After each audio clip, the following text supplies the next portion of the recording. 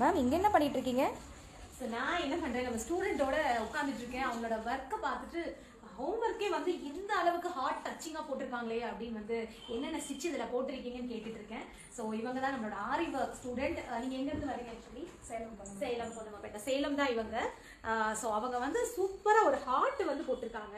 அந்த ஹார்ட் எப்படி இருக்குன்னு சொன்னீங்களா, பார்த்தோன்னே என்னடா இவ்வளோ கலர்ஃபுல்லாக இருக்குது இந்த ஹார்ட் அப்படின்னு நான் வந்து உட்காந்துட்டு நீங்கள் அப்படியே பக்கத்தில் வந்து பாருங்கள். இல்லை நீங்களே சொல்லுங்களேன் என்னென்ன ஸ்டிச் போட்டிருக்கீங்க அப்படின்னு. இது மேட் ஸ்டிச்சுங்க. ஓகே. இது வாட்டர் ஃபில்லிங். ஓகே. இது சுகர் பீடு.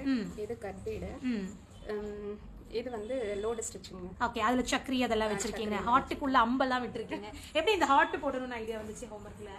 மேம் சொல்லியிருந்தாங்க.